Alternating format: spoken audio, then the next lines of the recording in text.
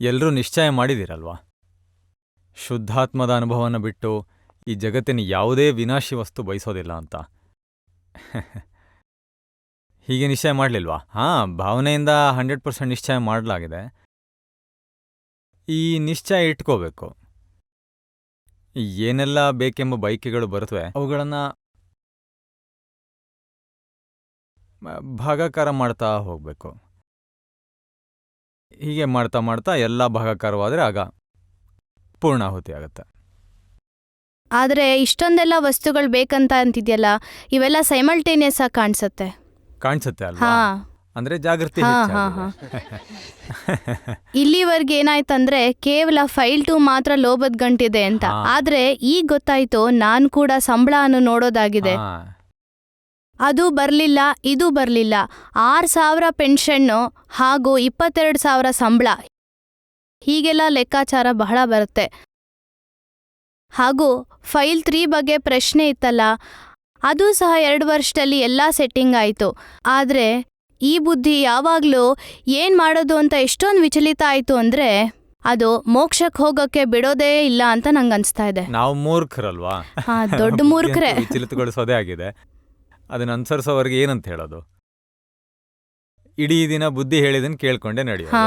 ನಾವು ಅನುಸರಿಸೋದು ಮಾತ್ರ ಅಲ್ಲ, ಜೊತೆಗೆ ಎಲ್ಲರೂ ಅನುಸರಿಸ್ಬೇಕು. ಇದು ಬಹಳಷ್ಟಿದೆ. ಮತ್ತೆ ನಿನ್ನೆ ಇದನ್ನ ಹೇಳಲಾಗಿತ್ತು. ಮನೆ ಗಂಡಸರು ಏನಾದರೂ ಖರೀದ್ಸಕ್ಕೆ ಹೋದಾಗ ಯಾವ್ದು ಬೇಕು? ದೊಡ್ಡ ಮೂರ್ತಿ ಬೇಕಾ, ಚಿಕ್ಕ ಮೂರ್ತಿ ಬೇಕಾ? ತಡೀರಿ, ಹೆಂಡ್ತಿನ ಒಂದು ಮಾತು ಕೇಳ್ಬಿಡೋಣ. ದೊಡ್ಡದೇ ತೆಗೆದುಕೋಬೇಕು, ಆದರೆ ಹೋಮ್ ಮಿನಿಸ್ಟರ್ ಹೇಳೋದೇ ಫೈನಲ್. ನಾನು ದೊಡ್ಡದು ಬೇಡ, ಚಿಕ್ಕದು ಬೇಡ ಅಂತ ಹೇಳಕ್ಕೆ ಹೋದ್ರೆ ನಮ್ಮೊಳಗೆ ಜಗಳ ಆಗ್ಬಿಡುತ್ತೆ. ಮನೆ ಒಡತಿಗೆ ಮನೆ ಮಂದಿ ಎಲ್ಲ ಹೆದರ್ತಾರೆ. ಮನೆ ಒಡತಿಗೆ ಕೆಲಸದವಳು ಹೆದರ್ಕೋತಾಳೆ, ಕೆಲಸದವಳು ಇಲಿಗೆ ಹೆದರ್ಕೋತಾಳೆ. ಅದು ಇಷ್ಟು ಸಣ್ಣ ಜೀವಿ ಮನೆ ಒಳಗಡೆ ಬಂದ್ರೆ ಹೋ ಈ ಅಂತ ಆಲಾಪನೆ ಶುರು ಆಗತ್ತೆ. ನಾವು ವಿಚಾರ ಮಾಡ್ಬೇಕಲ್ವ ಯಾವ ರಾಗದಲ್ಲಿ ಹಾಡ್ತಿರೋದು ಅಂತ. ಸುಮ್ಮನೆ ಗಂಡನನ್ನು ಆ ಕಡೆ ಈ ಕಡೆ ಓಡಾಡಿಸಿ ಅದನ್ನ ಹಿಡಿದು ಹೊರಗೆ ಹಾಕಬೇಕು.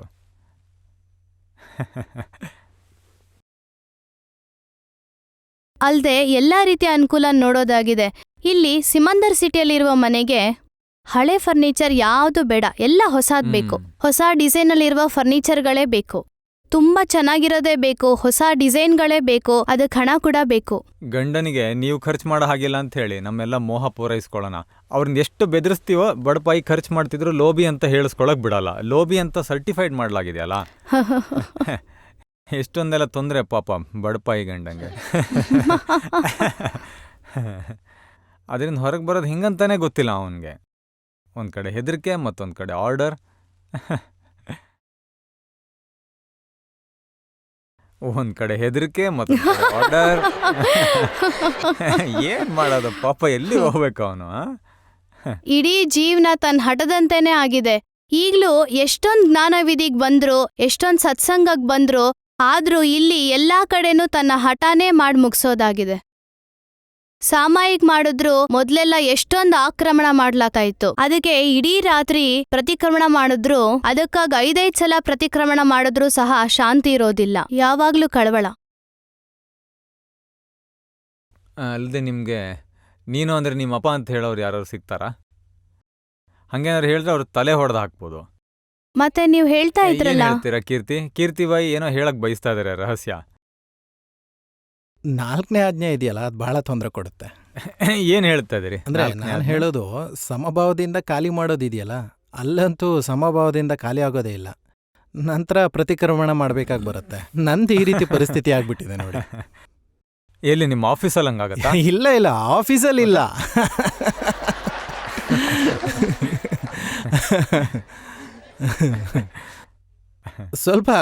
ಸ್ವಲ್ಪ ದಿನದ ಹಿಂದೆ ನಂಗೆ ಹೇಳಿದ್ರು,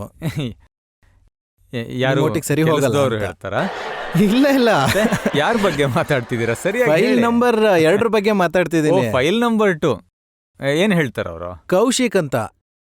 ಗೊತ್ತು. ಅದು ನನ್ನ ಫೈಲ್ ನಂಬರ್ 2. ಅದಕ್ಕೆ ನಾನು ಹೇಳೋದು, ಸರಿ ಹೋಗದೆ ಇದ್ರೆ ಬಿಟ್ಬಿಡು ಅಂತ. ಇಲ್ಲಿಗೆ ಬಂದಿದಾರಾ ಇಲ್ವಾ? ಸುಮ್ಮನೆ ಹೇಳ್ತಾ ಇದಾರ, ನಿಜ ಹೇಳ್ತಾ ಇದಾರಾ? ಅವ್ರಿಗೆ ಮೈಕ್ ಕೊಟ್ರೆ ಗೊತ್ತಾಗುತ್ತೆ. ನಿಜನಾ? ಗೊತ್ತಿಲ್ಲ ದೀಪಕ್ ಬಾಯ್ ನಂಗೆ. ನಿಜವಾಗಿ ಓ. ಹೇಳ್ತಾ ಇದ್ದಾರೋ ಅಥವಾ ಅಲ್ಲ ನಿಮಗೆ ಗೊತ್ತಿಲ್ಲ, ಅವ್ರೇನು ಹೇಳ್ತಾರೋ ನಿಜ ಅನ್ಕೋಬಿಟ್ಟಿದೆ ನಾನು. 2 ದಿನದ ಹಿಂದಿನ ವಿಚಾರ. ಬೆಳಗ್ಗೆನೆ ಗಲಾಟೆ ಶುರುವಾಗ್ಬಿಟ್ಟಿತ್ತು. ಓ, ಏನಾಯ್ತು? ಮಗಳೇನಾದರೂ ಬಿದ್ಬಿಟ್ಲಾ? ಇಲ್ಲ, ಹೀಗೆ ಮಾತಾಡ್ತಾ ಇರ್ಬೇಕಾದ್ರೆ ನಾನೇನೋ ಒಂದು ಮಾತು ಹೇಳಿದೆ. ಅದು ಏನು ದೀಪಕ್ ಬಾಯ್, ಅದು ಸುಮ್ನೆ ತಮಾಷೆಗೆ ಮಾತನಾಡಿದ್ದು. ಸುಮ್ಮನೆ ತಮಾಷೆಗೆ ಹೇಳಿದ? ಹ್ಞೂ ಹೌದು. ಓ, ಏನು ಹೇಳಿದ್ದು? ನೀವಿಲ್ದೆ ಹೋದ್ರೆ ಆಗೋದಿಲ್ಲ ಅಂತನಾ? ಅಲ್ಲ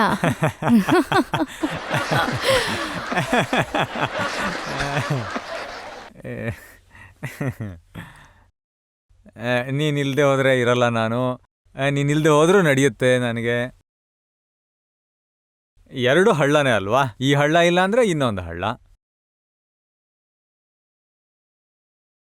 ನೀವು ಅವ್ರಿಗೇನೋ ಹೇಳ್ಬಿಡ್ತೀರಾ, ನಿಮ್ಮ ಜೊತೆ ನಂಗೆ ಇಷ್ಟ ಆಗಲ್ಲ. ಕೆಲವೊಂದು ಪ್ರಕೃತಿಯ ಮಾತ್ಗೂ ಇರಿಟೇಟ್ ಮಾಡೋದೇ ಇರುತ್ತಲ್ವಾ, ಹಾಗಾಗಿ ನಮ್ಗೆ ಇಷ್ಟ ಆಗಲ್ಲ. ಆದರೆ ಎಲ್ಲಿಗೆ ಹೋಗೋದು? ಏ ಬಾಯ್, ತಮಾಷೆಗೆ ಹೇಳಿದ್ದು, ಆ ಮಾತು ನಿಜ ಅಲ್ಲ, ಗೊತ್ತಾಯ್ತಾ? ಎಲ್ಲನೂ ನಿಜ ಅನ್ಕೋಬಾರ್ದು. ಈ ಪ್ರಶ್ನೆ ಹೇಗಂದ್ರೆ ಯಾವ್ದು ನಿಜ ಯಾವ್ದು ಸುಳ್ಳು ಅಂತ ಅಂದ್ಕೊಳ್ಳೋದು. ವಿಮರ್ಶೆ ಮಾಡಕ್ ಹೋದ್ರೆ ಎರಡು ಕಡೆಯಿಂದನೂ ಸಿಕ್ಕಾಕೊಳ್ತೀರ. ಡಿಸಿಷನ್ ತಗೊಳ್ಳೋದ್ರಲ್ಲಿ ಬಹಳ ಕಷ್ಟ ಆಗುತ್ತೆ. ಡಿಸಿಷನ್? ಹಾ ಯಾಕೆ, ನಿಮ್ಮಲ್ಲಿ ಬುದ್ಧಿ ಇಲ್ವಾ? ಹೌದು, ಖಾಲಿ ಮಾಡಬೇಕು ಸಮಭಾವದಿಂದ ಅಂತ ಡಿಸಿಷನ್ ತಗೊಳ್ತೀವಿ. ಆದರೆ ಅದರಿಂದನೇ ಫೈಲು ಹುಟ್ಟುಬಿಡುತ್ತೆ. ನಂತರ ಡಿಸಿಷನ್ ಯಾರು ಮಾಡ್ತಾರೆ? File number 2. ನೀವೇನ್ ತಿನ್ಬೇಕು ಅನ್ನೋದ್ರ ಬಗ್ಗೆ ಅಡಿಗೆ ಡಿಸಿಷನ್ ಅವ್ರು ಮಾಡೋದು ಸರಿನಾ? ಇಲ್ಲ, ಅಡಿಗೆ ಪ್ರಾಬ್ಲಮ್ ಇಲ್ಲೇನು ಮತ್ತೆ? ಇಲ್ವೇ ಇಲ್ಲ. ಅಡಿಗೆ ಬಗ್ಗೆ ಅದು ನಮ್ದು. ಮತ್ತಿನ್ನೇನು? ಅಡಿಗೆ ಮನೇಲಿ ನಮ್ದೇನು ನಡೆಯೋದೇ ಇಲ್ಲ. ಅಡಿಗೆ ಮನೇಲಿ ನಮ್ದೇನೋ ನಡೆಯೋಲ್ಲ ಅನ್ನೋದನ್ನ ನಾವು ಅರ್ಥ ಮಾಡ್ಕೋಬೇಕು. ಅವ್ರು ಅಡಿಗೆ ಮನೆ ರಾಣಿ ಅಲ್ವಾ, ಕ್ವೀನ್ ಕಿಂಗ್ ಅಲ್ಲ. ಆದ್ರೆ ಬೇರೆ ಯಾವ ವಿಚಾರದಲ್ಲಿ? ಸುಮಾರು ಸಲ ಏನಾಗುತ್ತೆ ಅಂದ್ರೆ ಮೈಕಲ್ಲಿ ಹೇಳೋದಕ್ಕೆ ಮೊದಲು ಪರ್ಮಿಷನ್ ತೆಗೆದುಕೊಳ್ಳಿ. ಇಲ್ಲ ಅಂದ್ರೆ ನೋಡಿ, ಮನೆಗೋದ್ಮೇಲೆ ಫೈಲ್ ಉಂಟಾಗಬಾರ್ದು. ಮೊದ್ಲೊಂದು ವಿಚಾರ ಬಂತು, ಮನೆಗೆ ಹೋದ್ರೆ ದೊಡ್ಡ ಫೈಲು ಹುಟ್ಬಿಡುತ್ತೆ ಅಂತ.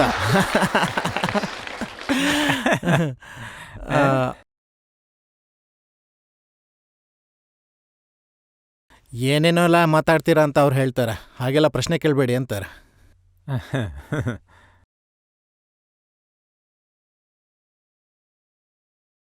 ನಿಮ್ಮ ಬಗ್ಗೆ ಏನೋ ಮಾತಾಡ್ತಿಲ್ಲ, ಹೆದರ್ಕೋಬೇಡಿ. ಕೌಶಿಕನ್ ವಿಚಾರ ನಡೀತಿದೆ ಅಂತ ನಾವು ಖುಷಿಯಿಂದ ಅವಳು ಹಾಗೆ ಅಂತಿರ್ಬೇಕು. ನಮ್ಗಂತೂ ಎಲ್ಲ ಕಸವನ್ನು ಖಾಲಿ ಮಾಡಬೇಕಾಗಿದೆ. ಅದೆಲ್ಲ ಏನಿದೆ ಅವುಗಳನ್ನ ಖಾಲಿ ಮಾಡಿ ಬೇರ್ಪಟ್ಬಿಡೋದು. ಪ್ರತಿಯೊಬ್ಬರಲ್ಲೂ ತುಂಬಿಕೊಂಡಿರೋ ಸರಕುಗಳು ಇರೋದೇ ಅಲ್ವಾ. ಈಗ ನಾವಂತೂ ಶುದ್ಧಾತ್ಮ ಹೊಂದಲಾಗಿದೆ ಅಲ್ವಾ, ಇನ್ನು ಸರಕುಗಳ ರಕ್ಷಣೆ ಭಕ್ಷಣೆ ಮಾಡಲು ಹೋಗಬಾರ್ದು. ಖಾಲಿ ಮಾಡಿ ತೆರೆದಿಟ್ಬಿಡ್ಬೇಕು. ಅವಳು ಹಾಗೆ ಅಂತ. ಇದು ಅತ್ತೆ ಸೊಸೆ ಸಿಡಿ ಬರ್ತಿದ್ರೆ ನನಗೆ ಹೇಳಿದ್ರು ಟಿವಿಯಲ್ಲಿ ಹಾಕು ಅಂತ. ಅದು ಅತ್ತೆ ಸೊಸೆದು, ಅಲ್ಲಿ ನನಗೇನು ಕೆಲಸ ಇರುತ್ತೆ ಹೇಳಿ? ನೀವು ಯಾರಿಗೆ ಹೇಳ್ಬೇಕಂತೆ? ಸಂಜಯ್ ಬಾಯಿ ಅದು ಮತ್ತೆ ಸಂಜಯ್ ಉದಯ್ ಬಾಯಿಗೆ. ಬಾಯಿಗೆ. ಉದಯ್ ಬಾಯಿಗ? ಸುಮ್ಮನೆ ಯಾಕೆ ಮರ್ಯಾದೆ ತಕ್ಕೊಳ್ಳೋದು ಅಂತ ಹೇಳಿದೆ. ಇಲ್ಲ ಹಾಗಲ್ಲ, ಅಲ್ಲಿ ಒಳೊಳಗಡೆನೆ ಡಿಸ್ಕಷನ್ ಸ್ಟಾರ್ಟ್ ಆಗ್ಬಿಡುತ್ತೆ. ಅಂದ್ರೆ ನಿಮ್ಮ ಮಾತುಕತೆ ಸೀರಿಯಲ್ ಬಗ್ಗೆ ಅಲ್ವಾ? ಹೌದು. ನಿಮ್ಮ ಭಾಗದ ಬಿಟ್ಟು ಬೇರೆಲ್ಲ ಪ್ರಸಾರಣೆ ಮಾಡಿದ್ರೆ ತೊಂದರೆ ಏನೂ ಇಲ್ಲ ಅಲ್ವಾ? ಅರೆ ಕೌಶಿಕ್ ನಾನು ತೋರಿಸಿದ್ರೆ ನಮ್ಗೇನು ತೊಂದರೆ? ಅದರಿಂದ ಸ್ವಲ್ಪ ನಮ್ಮ ಗೌರವ ಕಡಿಮೆ ಆಗ್ಬಿಡುತ್ತಲ್ವಾ? ಕಡಿಮೆ ಆಗ್ಲಿ ಅಂತಾನೆ ತೋರ್ಸೋದಲ್ವಾ, ಜನರಿಗೆ ಗೊತ್ತಾಗುತ್ತಲ್ವಾ ಈಗ ಏನು ಉಳಿದಿಲ್ಲ ಇಲ್ಲಿ ಅಂತ. ಯಾವಾಗ ಇಲ್ಲಿ ಗೌರವ ಇಲ್ಲದಾಗುತ್ತೋ ಆಗ ಮೋಕ್ಷಕ್ಕಾಗಿ ಗೌರವ ಅಂತೀವಿ. ಬೇಗ ಮೋಕ್ಷಕ್ಕೆ ಹೋಗ್ಬೇಕು. ಇಲ್ಲಿ ಗೌರವ ಹೆಚ್ಚಾದ್ರೆ ಆಗ ಮೋಕ್ಷದೆಡೆ ಕಡಿಮೆ ಆಗುತ್ತೆ. ಅಲ್ಲೇನಾದ್ರೂ ಆಚೆ ಈಚೆ ಚೆನ್ನಾಗಿರಲ್ಲ ಅಂತ. ಸಮಾಜದಲ್ಲಿ ಎಲ್ಲೂ ನಿಮ್ಮ ಬಗ್ಗೆ ಕೆಟ್ಟದಾಗ ಕಾಣಬಾರ್ದು ಅಲ್ವಾ? ಅಷ್ಟೇ ಬದುಕ್ತಂತೆ.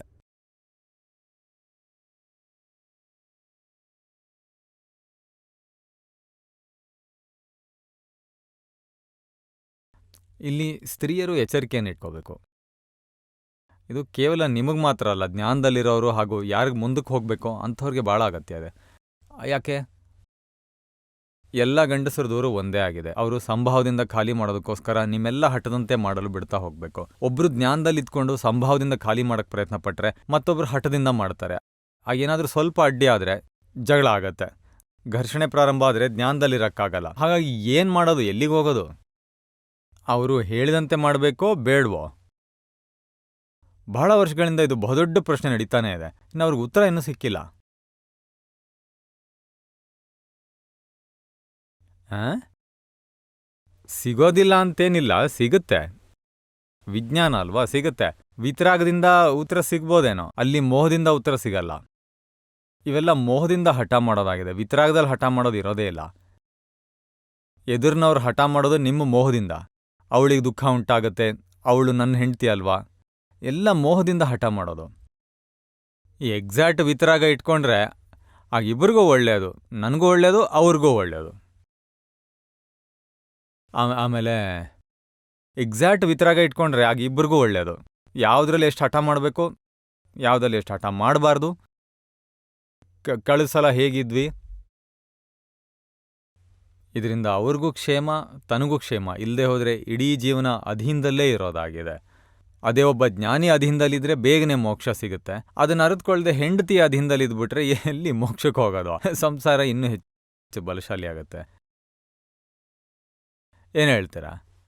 ಇವತ್ತು ನನಗೆ ಮೊಸರೊಡೆ ತಿನ್ನೋಣ ಅಂತ ಹೇಳಿದ್ರು. ಅದಕ್ಕೆ ನಾನು ಕ್ಯಾಂಟೀನಿಂದ ಮೊಸರೊಡೆ ತಗೊಂಡು ಮನೆಗೆ ಹೋದ್ರೆ ಮುಖ ಊದಿಸ್ಕೊಂಡಿದ್ದಾರೆ. ಈಗ ನಾನು ಏನು ಮಾಡಲಿ? ತೆಗೆದುಕೊಂಡು ಮೊಸರೊಡೆನ ಏನು ಮಾಡೋದು? ಮತ್ತೆ ಕ್ಯಾಂಟೀನಿಗೆ ವಾಪಸ್ ಕೊಡೋಕ್ಕಾಗತ್ತಾ? ಮಜ್ಜಿಗೆ ಕೂಪನ್ ತಗೊಂಡ್ಬಿಟ್ಟೆ.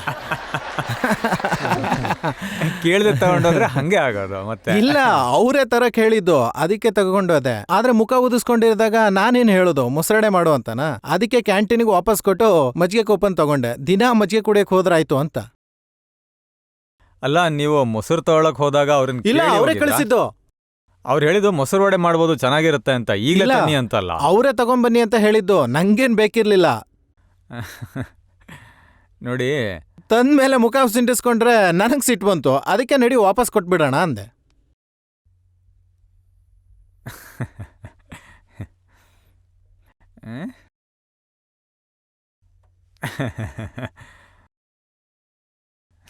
ಅಲ್ಲಿ 25 ಜನರನ್ನ ಕೆಲ್ಸಕ್ಕೆ ಇಟ್ಕೊಂಡು ಕೆಲಸ ತೆಗೆಸುವಂಥ ಯಜಮಾನನ ಸ್ಥಿತಿ ಇದು. ಹಿಂಗಿದೆ ನೋಡಿ.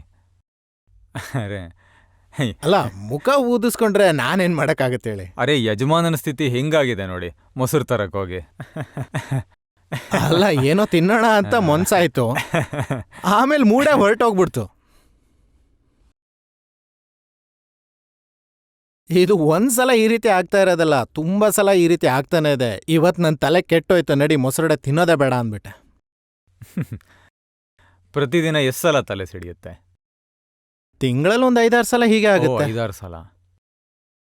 ಏನ್ ಹೇಳ್ತೀರಾ ನೀವು? 5-6 ಸಲ ಅಂತ ಹೇಳ್ತಿದ್ದಾರೆ.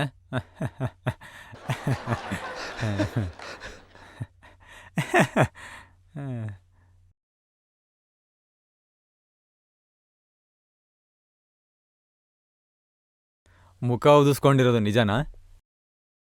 ಯಾಕೆ ಮುಖ ಊದಿಸ್ಕೊಂಡಿದ್ದು? ಇದು ಬರೀ ತಿಳ್ಕೊಳ್ಳೋದಕ್ಕೋಸ್ಕರ. ಮತ್ತೇನು ಮಾಡೋಕ್ಕಾಗತ್ತೆ ನನ್ನಿಂದ? ರಹಸ್ಯ ನಂಗೆ ಹೆಂಗೆ ಗೊತ್ತಾಗಬೇಕು? ಗೊತ್ತಾದರೆ ಆಗ ಪ್ರಕೃತಿ ಹೇಗಿದೆ ಅಂತ ಕಂಡ್ಕೋಬೋದಲ್ವಾ? ಅವ್ರ ವಾಣಿ ಹಾಗಿರತ್ತೆ, ಹಾಗಾಗಿ ನಂಗೆ ಓಹೋ. ಮೂಡಿರೋಲ್ಲ ದೀಪಕ್ ಭಾಯ್. ಮೊಸರು ತರಕ್ ಹೋಗಕ್ ಮುನ್ನ ಏನಾದರೂ ಜಗಳ ಆಗಿತ್ತಾ?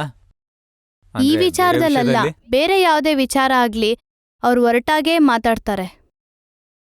ಹಾಗಾಗಿ ನಂಗೆ ಮೂಡೇ ಇರಲ್ಲ. ಏನ್ ಹೇಳ್ಬೇಕಂತ ಗೊತ್ತಾಗ್ತಿಲ್ಲ. ನೀವು ಮೊಸರು ತರಕ್ ಕಳ್ಸಿದ್ ನಿಜಾನಾ? ಅವರು ಮೊಸರು ತಂದ ನಂತರ ಏನಾಯ್ತು? ಹಳೇದೇನಾದ್ರು ನೆನಪಾಯ್ತಾ ಅಥವಾ ನಿಜವಾಗಿ ಏನಾದ್ರು ಅಲ್ಲ, ನಡೀತಾ? ಅವ್ರು ಗಲಾಟೆ ಮಾಡಿದ್ರೆ ಮೂಡೇ ಇರಲ್ಲ. ಯಾವಾಗ್ಲೂ ಕಿರಿಕಿರಿ ಅಂತಿರ್ತಾರೆ. ಹೊಡೆದು ಮುರಿದು ಹಾಕಿರೋದೇನಾದ್ರು ಆಯ್ತಾ? ಯಾವುದೇ ಕಾಮನ್ ವಿಚಾರದಲ್ಲೂ ಬೆಲೆ ಕೊಡಲ್ಲ, ಕೆಳಗೆ ಹಾಕ್ಬಿಡ್ತಾರೆ. ಅದ್ರಿಂದಾಗಿ ಮೂಡಿರೋಲ್ಲ, ತಿನ್ನಕ್ಕಿಷ್ಟ ಇಲ್ಲ ಕಾಮನ್ ಅಂತಂದೆ. ವಿಚಾರ ಏನಿತ್ತು? ಹಾ, ಮೊದ್ಲಿಂದಾನು ಹೀಗೆ ಇತ್ತು, ಇದೇ ಮೊಸರು ಆಗಿತ್ತು. ತರಲೋಗ್ ಬಂದ್ಮೇಲೆ ಏನಾಯ್ತು ಅನ್ನೋದನ್ನ ತಿಳಿಬೇಕು. ಹಿಂದಿನ ದಿವಸದ ವಿಚಾರ ಇವತ್ತು ನೆನಪಾಗಿ ಬಂತಾ? ಅಥವಾ ಹೊಸದಾಗೇನಾದ್ರೂ ಆಯ್ತಾ? ಏನೋ ಹೊಸ ವಿಚಾರ ಇದೆ, ಹೇಳಿ ಏನಾದ್ರು. ಮೊಸರು ತಂದು ಜೋರಾಗಿ ಎಸ್ದಿರ್ಬೇಕು. ಇಲ್ಲ ಇಲ್ಲ, ಓ, ಅಲ್ಲ. ಏನಾಗಿಲ್ಲ. ಆದ್ರೂ ಏನೋ ಇದೆ. ಇನ್ನೊಂದಿನ ಹೇಳಿ. ಮನೆ ವಿಚಾರ ಎಲ್ಲ ಹೇಳಕ್ಕಾಗಲ್ಲ ಅಲ್ವಾ? ಇದೆಲ್ಲ ಭಾಳ ಕಷ್ಟ. ಅವರು ನಿಮ್ಮ ಮಾತನ್ನ ಕೆಳಗೆ ಹಾಕಿದ್ರೆ ಖುಷಿ ಪಡಬೇಕು ಅಲ್ವಾ? ಇಲ್ಲದೆ ಹೋದ್ರೆ ನಮ್ಮನ್ನು ಯಾರು ಕೆಳಗೆ ಹಾಕ್ತಾರೆ? ಅವ್ರು ನಷ್ಟ ಮಾಡ್ಕೊಂಡು ನಮ್ಮನ್ನು ಕೆಳಗೆ ಹಾಕ್ತಿರ್ತಾರೆ. ಯಾರಾದರೂ ತಮ್ಮಷ್ಟಕ್ಕೆ ಕೆಳಗಿಳಿದಿರೋರು ಇದ್ದಾರಾ? ನೋಡಿ, ನಾವು ಸುಮ್ಮನೆ ಮುಖ ಕೆಡಿಸ್ಕೊಳ್ಳೋಕ್ಕಾಗತ್ತಾ? ಅವರು ಕೆಳಗೆ ಹಾಕುವಾಗ ನಾನು ಕೊನೆಗೂ ಕೆಳಗಿಳಿಯಲಿಲ್ಲ. ಸುಮ್ಮನೆ ಹಠ ಮಾಡ್ತಾ ಇದ್ದೀನಿ ನಾನು. ಬದಲಿಗೆ ಮುಖ ಊದಿಸ್ಕೊಂಡು ಇಡೀ ವಾತಾವರಣನೇ ಹಾಳು ಮಾಡ್ತಾ ಇದ್ದೀನಿ. ನಮ್ಮ ವಿಚಾರ ಕೆಳಗೆ ಹಾಕಿದಾಗ ನಾವು ವಾತಾವರಣ ಹಾಳು ಮಾಡಿದ್ರೆ ಎರಡು ಒಂದೇ ಅಲ್ವಾ, ವ್ಯತ್ಯಾಸನೇ ಇಲ್ಲ. ಹಾಗಾಗಿ ಎಲ್ಲ ಕಸ ತೆಗಿಬೇಕು. ಇವುಗಳನ್ನೇ ಕಸ ಅಂತ ಕರೆಯೋದು. ಯಾವ ವಿಚಾರ ನಮ್ಮನ್ನು ಕೆರಳಿಸುತ್ತೋ ನಮಗೆ ಗೊತ್ತೇ ಆಗೋದಿಲ್ಲ. ಆ ಸಮಯದಲ್ಲಿ ಜ್ಞಾನ ಅಳವಡಿಸ್ಬೇಕು. ದೀಪಕ್ ಬೈ, ದಿನ ಇದೇ ಕತೆ ಆದ್ರೆ ಹೇಗೆ ಪ್ರೇಮದಿಂದ ಇರೋದು? ಹೇಗ್ ಹೊಗಳ್ತಾ ಇರೋದು? ಮೋಕ್ಷಕ್ಕೆ ಹೋಗ್ಬೇಕಾ ಅಥವಾ ಸಂಸಾರ ಹೆಚ್ಚು ಮಾಡ್ಕೊಂಡಿರ್ಬೇಕು? ಹೊಗಳೋ ಅಭ್ಯಾಸ ಇಲ್ದಿರುವಾಗ ಏನ್ ಯಾರು ಮಾಡೋದು? ಹೇಳ್ತಿರೋದು? ಅರೆ, ದುಃಖ ನೀಡದಿದ್ರೆ ಬಹಳ ಆಯ್ತು. ಆದ್ರೆ ಹೀಗೆ ಎದುರುಗಡೆ ಇದ್ದವ್ರು ಮಾತಾಡಿದ್ರೆ ನಮ್ಗೆ ಸಮಭಾವದಿಂದ ಖಾಲಿ ಮಾಡಕ ಇಲ್ಲ, ಹಾಗಲ್ಲ. ನಾವು ಹೇಳೋದು ದುಃಖ ಕೊಡ್ಬೇಡಿ. ಅವ್ರು ಹೇಳಿದ್ರೆ ನಿಮ್ ತಲೆ ಸಿಡಿಯುತ್ತೆ ಅಂದ್ರೆ ಏನು ಗೊತ್ತಾಯ್ತಾ? ನಾನು ಏನ್ ಹೇಳಿದ್ರು ಅವ್ರು ಅಲ್ಲಾಡೋದೇ ಇಲ್ಲ, ತುಂಬಾ ಸ್ಟ್ರಾಂಗ್ ಆಗೇ ಇರ್ತಾರೆ, ತುಂಬಾ ಗಟ್ಟಿಯವರು. ನೋಡಿ, ರಿಟರ್ನ್ ವಿತ್ ಥ್ಯಾಂಕ್ಸ್.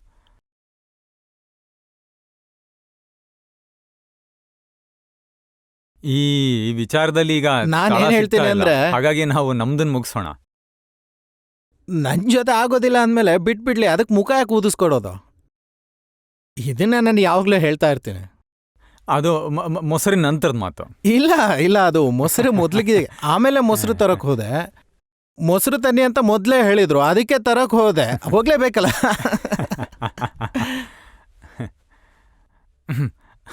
ಮನೆ ಕತೆ ಇವೆಲ್ಲ ಅವರವರೇ ಸುಧಾರಿಸ್ಕೋಬೇಕು. ಸ್ತ್ರೀಯರು ಅಲ್ಲಿ ಮೋಹದಿಂದ ಹೊರಗೆ ಬರಬೇಕು, ಗಂಡಸರು ಮಾನದಿಂದ ಅಹಂಕಾರದಿಂದ ಹೊರಗೆ ಬರಬೇಕು. ಪುರುಷರಿಗೆ ಅಹಂಕಾರದ ಗುಚ್ಛ ಇರುತ್ತೆ, ಸ್ತ್ರೀಯರಿಗೆ ಮೋಹದ ಗುಚ್ಛ ಇರುತ್ತೆ. ಅವ್ರವ್ರ ಗುಚ್ಛವನ್ನು ತೆರೆದಿಟ್ಕೋಬೇಕು, ಆಗ ಮೋಕ್ಷ ಸಿಗುತ್ತೆ. ಅದು ಬಿಟ್ಟು ಅವರು ಇವ್ರ ಗುಚ್ಛನ ತೆರೆಯೋದ್ರಿಂದ ಪರಿಹರಿಸ್ಕೊಳ್ಳಲು ಸಾಧ್ಯ ಆಗಲ್ಲ. ಸ್ವತಃ ನಾವೇ ನಮ್ಮ ಗುಚ್ಛ ತೆಗೆದುಹಾಕಬೇಕು. ದೀಪಕ್ ಬಾಯ್, ಜೈ ಸಚ್ಚಿದಾನಂದ್. ನಮ್ಮದು ಮಾತುಕತೆ ನಡೀತಾ ಇತ್ತು, ನಾನು, ಭಾವ ಹಾಗೂ ಮಂಗಲ್ದಾಸನ್ ಬಗ್ಗೆ. ನಿರುಮವರ VCDಯಲ್ಲಿ ಏನು ಹೇಳ್ತಾರೆ ಅಂದರೆ, ಈ ಭಾವ ಏನಿದೆ ಅದು ಒಂದು ಶುದ್ಧಾತ್ಮದ ಕಡೆಗೆ ಇರುತ್ತೆ ಅಂತ, ಇಲ್ಲ ಮಂಗಲ್ದಾಸ್ನೊಂದಿಗೆ ತನ್ಮಯಕರವಾಗಿರುತ್ತೆ ಅಂತ. ಹಾಗೂ ಯಾವ ಪ್ರಜ್ಞಾಶಕ್ತಿ ಇದೆ ಅದು ಶಬ್ದವಲ್ಲ. ಹಾಗಾದರೆ ಈ ಮಾತುಕತೆಯ ಪ್ರಯೋಗ ಅನ್ನೋದು ಯಾವುದಿದೆ ಅದನ್ನು ಸೆಟ್ ಮಾಡಿದ್ರೆ ಅಲ್ಲಿ ಯಾರು ಮಾತನಾಡ್ತಾ ಇರ್ತಾರೆ? ಭಾವನ ಜೊತೆ ಯಾರು ಮಾತಾಡ್ತಾ ಇರ್ತಾರೆ? ಅದೆಲ್ಲ ಸನ್ನೆ ರೂಪದಲ್ಲಿರುತ್ತೆ. ಪ್ರಜ್ಞಾಶಕ್ತಿಯೊಂದಿಗೆ ಮಾತನಾಡೋದೆ ಅದೇನೆಂದ್ರೆ ಶಬ್ದದಲ್ಲಿ ನಾವು ತಂದಿಡಬೇಕು. ಮೂಲದಲ್ಲಿ ಅದು ದರ್ಶನವಾಗಿದೆ, ಸಂಪೂರ್ಣ ತಿಳುವಳಿಕೆ ಇದೆ. ಆ ಭಾಗ ಬೇರೆ, ಈ ಭಾಗ ನಾನು ಅಂತ. ಯಾವಾಗ ಪ್ರಜ್ಞಾಶಕ್ತಿಯ ಲೈಟ್ ಜಾಗೃತಿಯ ಮೇಲೆ ಲೈಟ್ ಬಿಡುವಾಗ ಮಾತುಕತೆಯು ನೀವು ಹೇಳಿದ ಹಾಗೆ ಸಂಜ್ಞೆಯ ರೂಪದೊಂದಿಗೆ ದರ್ಶನ ರೂಪದಿಂದ ಮಾತುಕತೆ ನಡೆಯುತ್ತೆ.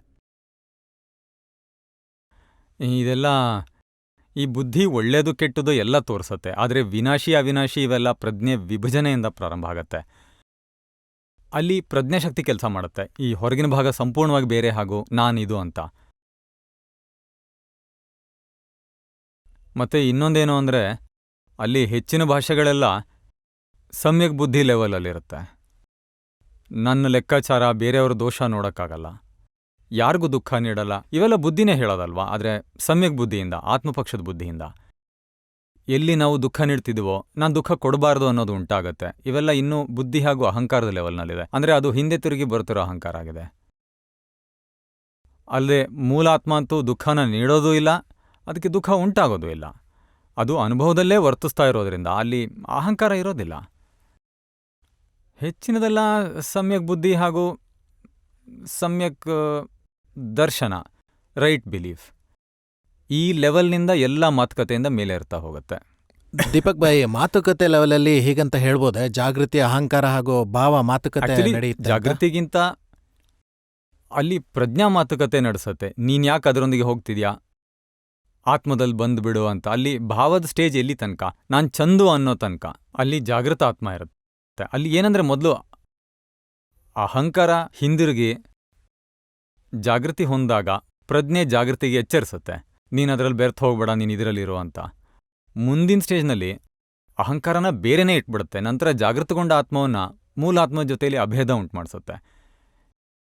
ಈ ಪ್ರಜ್ಞಾ ಹಾಗಾಗಿ ಹೇಳೋದು, ಅದು ಮಂಗಲ್ದಾಸ ತಿಂತಾನೆ, ನೀನ್ ಯಾಕೆ ನಿನ್ನ ತಲೆಗೆ ತೆಗೆದುಕೊಳ್ತೀಯ ಅಂತ. ಅಲ್ಲಿ ಎಷ್ಟು ಭಾವ ಅನ್ನೋದಿತ್ತು ಅದನ್ನು ಬಿಟ್ಟು ಈಗ ಆತ್ಮ ಅನ್ನೋದು ಹೆಚ್ಚುತ್ತಾ ಹೋಗುತ್ತೆ. ನಾನು ಇಂಜಿನಿಯರ್ ಅಂತ ಅಂದ್ಕೊಂಡಿದ್ದ ಭಾಗದಲ್ಲಿ ಈಗ ನಾನು ಇಂಜಿನಿಯರ್ ಅಂತ 2 ಭಾಗ ಆಯ್ತಲ್ಲ. ಒಂದು ಅಸ್ತಿತ್ವ ಇದೆ, ಮತ್ತೊಂದು ಅಸ್ತಿತ್ವದ ಜೊತೆಗೆ ಬಿಲೀಫ್ ಇದೆ. ಈ ಬಿಲೀಫ್ ಭಾಗನ ನಾವು ಭಾವ ಅಂತ ಕರಿಬೋದು.